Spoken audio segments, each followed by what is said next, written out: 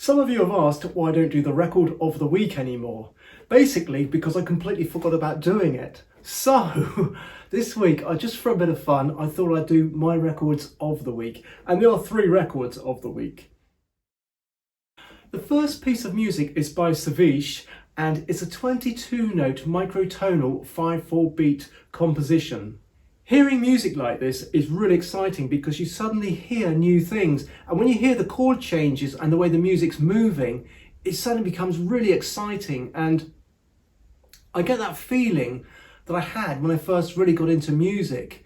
And I can remember listening to The Great Rock and Roll Swindle, this Malcolm McLaren Sex Pistols album of the film. And it was interesting because there were demos on there. And on these demos, at that time, I'd never heard demos before. You know, I was just a little 11-year-old kid. And I'd never heard anything like that because you just hear music coming out of the radio, well produced, you know. And when I first heard these demos, and there was Johnny Rotten swearing and all sorts of things going on, there were a couple of good songs there, like Don't Give Me No Lip Child. But it's very exciting to hear music in that sort of raw, anarchic sort of manner. And I get the same feeling of my childhood almost, listening to this microtonal music.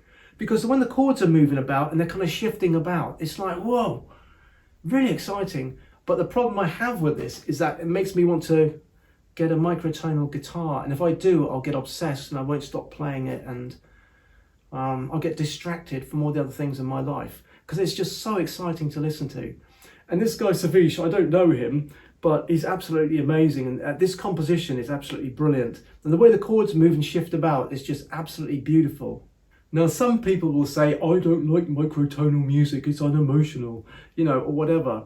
But I can remember reading an article about a guy in the very early 20th century, probably the beginning of the 20th century, when he heard some blues players playing blues. And he listened to it, and he couldn't hear it at all. He thought it was just like rubbish. And then he said to himself, look, there must be something there. So he went and listened again, and he could sort of hear it a bit. And then the third time he heard it, it was like, you know, a revelation. He could actually take it in. He could actually hear all of it. And I think he went on to write and promote lots and lots of blues music after that. Because he came from a Western sort of culture, Western tradition, he just couldn't really hear it originally. The great irony is, and this is somebody asked me the other day, where did these classical instruments come from, or how did classical music get formed? The irony, of course, is that a lot of those instruments came from China and India, and they're brought over when people, you know, by the people importing food and all sorts of stuff. And they brought these instruments along, which then got developed. And the thing that interests me is that I was reading this book about Indian rhythms and Indian ragas. Well, there's 2 books, and they're both written by guys, again, the very early 20th century. And they both went there and wrote these books and wrote in musical notation, these ragas and these rhythms that these great Indian masters were playing with, you know, because they weren't written down, there wasn't any books at the time. But the key point here is they talk about this 31-note scale, of course, which we have now, which propels music forward. Ironically, it's actually coming from our past. And the same with this microtonal, it's coming actually from our past.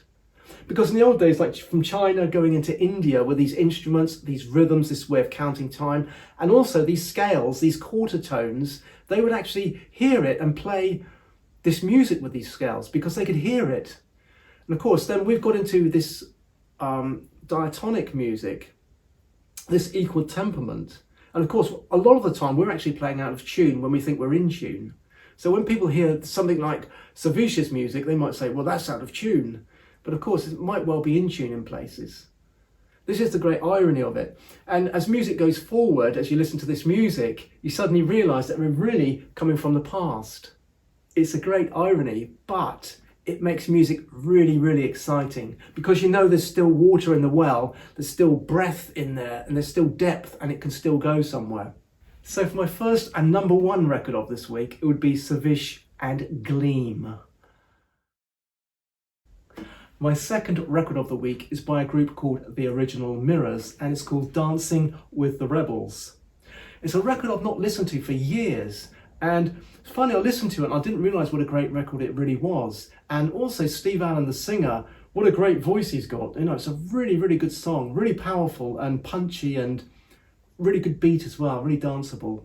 So I listened to that record, and then the playlist just kept playing, and it was the original Mirrors live. And I was amazed at what a good group they were. They sound really fantastic live. And the guitarist actually was the guy from the Lightning Seeds, Ian Brody. And they were like a really, really good group. I didn't realise that at the time. I thought they were just like, you know, average or okay. But they were really good musicians, fantastic sound live.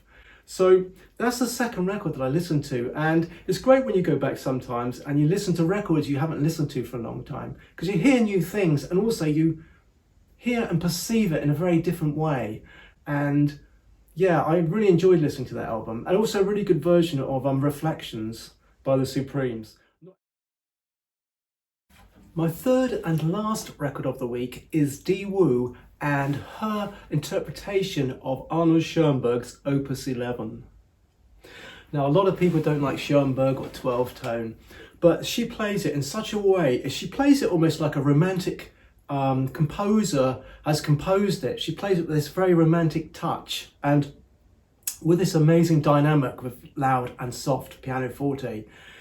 And she breathes life into the music. I mean, I don't know if Schoenberg would actually like her interpretation, but she sort of breathes this life into it, this romantic, it's almost like Chopin plays Schoenberg. It's absolutely amazing, beautifully played. She's an incredible pianist as well, but her interpretation is mesmerizing. I mean, it's absolutely incredible. And it's sort of, in a way, how I hear a lot of 12-tone. Her touch and the way she exploits dynamic is a sort of more of a legato approach, I would say, as opposed to a sort of staccato, which is a staccato sort of manner, which is a lot of people seem to play in. I'm not saying it's all staccato, but I mean, it's a very detached kind of way of playing. Whereas hers is a very kind of a interweaving sort of playing. And she takes each note, you know, and it gives it life. Everything in it has life. And the performance is really, truly amazing. And I would say, even if you don't like 12-tone, you'll actually like her performance, because it is truly amazing.